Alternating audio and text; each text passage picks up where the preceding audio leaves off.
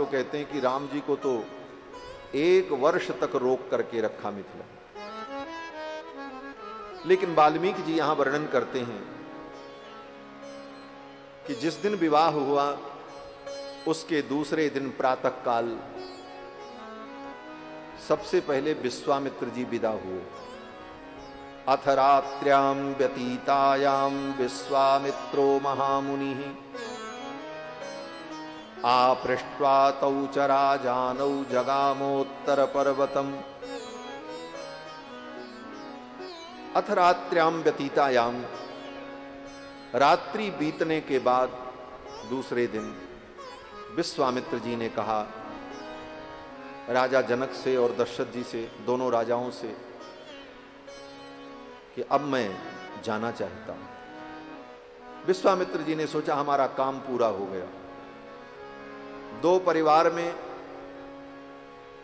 जो संबंध कराता है, विवाह तय कराता है, जो बीच का व्यक्ति होता है, उसकी बहुत बड़ी भूमिका होती है। लेकिन उसकी भूमिका तब तक होती है जब तक विवाह हो न जाए। जब तक विवाह नहीं होता तब तक उसकी बात कन्या पक्ष के लोग भी मानते हैं, वर पक्ष के लोग भी मानते हैं, वो बिचौलिया जो होता है।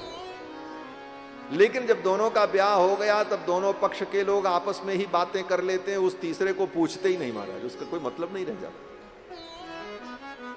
विश्वामित्र जी ने भी सोचा अब मेरा कोई प्रयोजन नहीं, श्री सीतारामचंद्र जी को मिला दिया, अब मेरा कार्य पूर्ण हो गया, अब मुझे चलना चाहिए। और विश्वामित्र जी दूसरे दिन सवेरे ही विदा हो गए। कहां गए? कहते हैं जगामोत्तर पर्वतम, उत्तर पर्वत हिमालय की ओर तपस्या करने के लिए विश्वामित्र जी चले।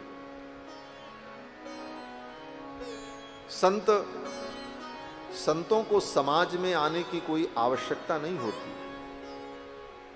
उनका व्यक्तिगत कोई उद्देश्य नहीं होता। उनके लिए तो हिमालय, नदियों का तट और तीर्थ ही निवास के लिए, सुख के लिए, जीवन के लिए पर्याप्त होता है। लेकिन जब समाज में कोई संकट आता है तभी संत समाज के बीच में आते हैं और मार्गदर्शन करते हैं, और जब काम संभल जाता है तो वो चले जाते हैं। विश्वामित्र जी भी राम जी को लेकर के आए, ताड़का का वध करवाया, मारीच सुबाहु को दंडित कराया, ऋषि मुनियों को सुखी किया, यज्ञ पूर्ण किया, और फिर राम जी को मिथिला में ला करके जानकी जी से मिला दिया। सुंदर जोड़ी बन गई और विश्वामित्र जी ने अपने कार्य को पूर्ण किया और तपस्या के लिए पुनः चले गए। जगामोत्तर पर्वतम। जब विश्वामित्र जी चले गए तो अब सबका मन होने लगा चलो अपने अपने घर। अब जैसे किसी के घर में ब्याह होता है तो बहुत से मेहमान आते हैं और बड़ी तैयारी से आते समय बड़ी खुशी होती है, खूब आते हैं आनंद से। लेकिन जब सारा कार्यक्रम संपन्न हो गया और एक व्यक्ति जाने लगा, गाड़ी में बैठने लगा, तो जो रुके हैं भले उनकी गाड़ी 2 घंटे बाद है, 4 घंटे बाद, लेकिन उनका मन घबराता, अब चलो भाई निकलो। एक जा रहा है तो सबका मन जाने को तैयार हो जाता। अब विश्वामित्र जी गए तो सबका मन, अब भाई चलो अब चलते हैं। यही संसार का नियम है, हानि लाभ प्रिय मिलन वियोगा। संसार में अगर आपको लाभ मिल रहा है तो लाभ लेते समय यह भी अपने मन को समझा लेना कि एक दिन कभी हानि भी होगी, उसकी भी तैयारी रखना। लाभ है तो हानि भी है इस दुनिया में।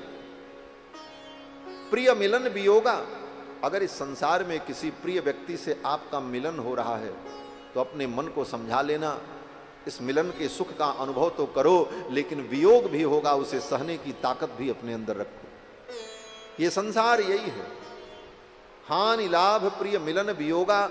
इस संसार में हानि लाभ, मिलन और वियोग ये चलता रहता है।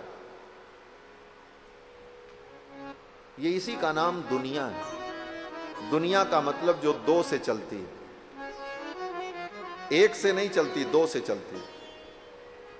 द्वाभ्याम नेया दुनिया, दुनिया एव दुनिया।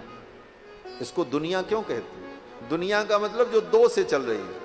स्त्री पुरुष, खाली पुरुष पुरुष दुनिया में रहे तो दुनिया चलेगी, आगे बढ़ेगी कदापि। और केवल स्त्री स्त्री रहे तो दुनिया नहीं चलेगी। स्त्री पुरुष दो से दुनिया चल रही। दुनिया में जितना काम हो रहा है दो प्रकार का, या तो अच्छा या तो बुरा, तीसरा कोई काम ही नहीं। अच्छा बुरा, पाप पुण्य, धर्म अधर्म, सत असत, उचित अनुचित, सब कुछ दो है। दो से ही दुनिया चलती है। हानि लाभ, सुख दुख, अच्छे बुरे, छोटे बड़े, यही द्वंद्व ही संसार है। इसी का नाम दुनिया है। तो एक आपको मिले तो दूसरे को भी लेना पड़ेगा, तैयार रहना पड़ेगा। अगर दुख मिल रहा है तो सुख भी आएगा, सुख आएगा तो फिर दुख आएगा, ये चलता रहेगा। हानि लाभ प्रिय मिलन भी होगा। इस दुनिया में हानि भी है तो लाभ भी है। प्रियजन का मिलन है तो प्रियजन का वियोग भी। लोग चलने को तैयार हो गए। दशरथ जी महाराज को जनक जी ने खूब उपहार दिया।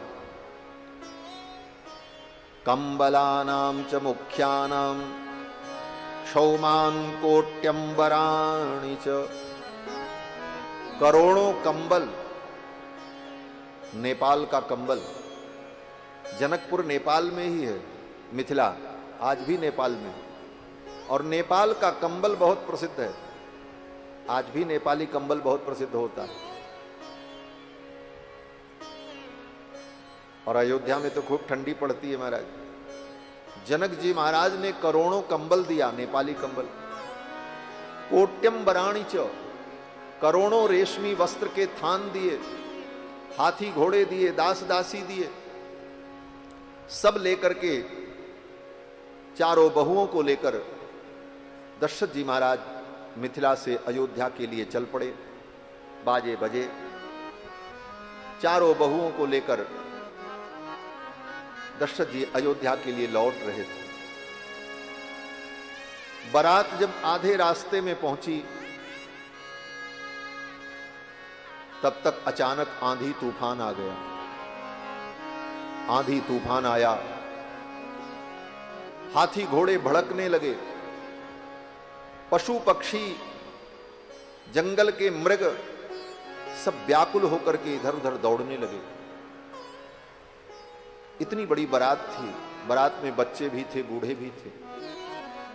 दशरथ जी महाराज व्याकुल हो गए, क्या होगा, कहीं कोई अनिष्ट न हो जाए। तो दशरथ जी महाराज ने गुरुदेव वशिष्ठ से कहा, गुरुदेव सब कुछ बढ़िया से हो गया, अब ये रास्ते में ये वातावरण इतना भयानक क्यों हो रहा है। तो वशिष्ठ जी मुस्कुराने लगे और वशिष्ठ जी ने कहा, कोई भयानक नहीं है, कोई वातावरण भयानक नहीं है, राजन चिंता मत करो। भृगुकुल कमल पतंग जमदग्नि नंदन श्री परशुराम जी महाराज आ रहे हैं। देखो, श्रीमद् रामचरितमानस में तुलसीदास जी की रामायण में परशुराम जी का आगमन उस समय हुआ जब धनुष टूटा, उसी समय परशुराम जी आ गए। आयो भृगुकुल कमल पतंगा। और परशुराम जी ने राम जी से बड़ी बहस की। लक्ष्मण जी भी बीच बीच में बोलते रहे और अंत में राम जी के स्वरूप को परशुराम जी ने जब जान लिया तो परशुराम जी विदा हुए। जब परशुराम जी चले गए तब अयोध्या पत्रिका गई और तब दशरथ जी महाराज बारात सजा करके आए और विवाह हुआ। ये क्रम गोस्वामी तुलसीदास जी ने लिखा। और वाल्मीकि रामायण में, बोले वाल्मीकि रामायण में वर्णन है कि जब विवाह हो गया, बारात अयोध्या के लिए लौट रही थी तो रास्ते में परशुराम जी मिले, रास्ते में परशुराम जी आए। इस कथा को भी गोस्वामी तुलसीदास जी ने एक जगह पर संकेत किया है अपने ग्रंथ में कि पंथ मिले भृगुनाथ, रास्ते में मिले परशुराम जी। पंथ मिले भृगुनाथ हाथ फरसा लिए। फरसा लिए हुए श्री परशुराम जी महाराज रास्ते में मिले। डांट ही आंख दिखाई, डांट ही आंख दिखाई, कोप दारुण किए। रास्ते में परशुराम जी मिले। ये प्रसंग वाल्मीकि जी वर्णन करते हैं। वो भी प्रसंग प्रामाणिक है और ये भी प्रामाणिक है। क्यों? बोले राम जी का अवतार एक बार थोड़ी हुआ है, अनंत बार राम जी का अवतार हुआ है। कल्प कल्प में राम जी का अवतार होता है और ऐसी ही लीला होती है। मुख्य लीला तो वही रहती है, भगवान ही राम जी बनते हैं, लक्ष्मी जी ही सीता बनती हैं। बाकी जो पात्र हैं वो बदल जाते हैं। कभी कश्यप महर्षि दशरथ बन जाते हैं, कभी स्वयंभू मनु दशरथ बन करके प्रकट होते हैं। जय विजय रावण कुंभकर्ण बनते हैं। किसी कल्प में प्रताप भानु नाम का राजा रावण बन जाता है। भगवान वही रहते हैं और भगवती वही रहती हैं, लेकिन पात्र बदल जाते हैं और कल्प कल्प में भगवान की लीला हुई और लीला का क्रम भी वही रहता है। कहीं कहीं कुछ कुछ बदल जाता है, कुछ कुछ आगे पीछे हो जाता है। जैसे सवेरे से शाम तक हमारी आपकी दिनचर्या वही होती है। सवेरे उठना, नहाना धोना, जलपान करना, नाश्ता करना, फिर अपने अपने काम पे जाना, फिर शाम को आना, फिर खाना, फिर सो जाना। रात हो गई, सवेरा हुआ, फिर वही। लेकिन सब कुछ वही होते हुए कभी कभी कुछ बदल भी जाता है। कभी किसी विशेष व्यक्ति से आप मिलते हैं, कभी जो रोज खाते पीते थे उसमें कभी कुछ बदल भी जाता है। कभी कोई दूसरी सब्जी बन जाती, कभी कुछ दूसरा व्यंजन बन जाता है, लेकिन मूल बात तो वही रहती है। उसी प्रकार कल्प कल्प में भगवान का अवतार होता है। भगवान वही रहते हैं। भगवान दो चार तो होते नहीं, भगवान तो वही हैं राम जी और जानकी जी वही हैं। बाकी जितने पात्र हैं वो बदल जाते हैं और कुछ लीलाओं में अंतर आ जाता है। इसी को कल्प भेद कहा है। और कितने कल्प की कथा? बोले पद्म पुराण में तो वेद व्यास जी ने भगवान के 4 कल्प की कथा का वर्णन किया। 4 कल्प में 4 तरह से रामायण हुई। एक कल्प के अनुसार दशरथ जी महाराज की 4 पत्नियां।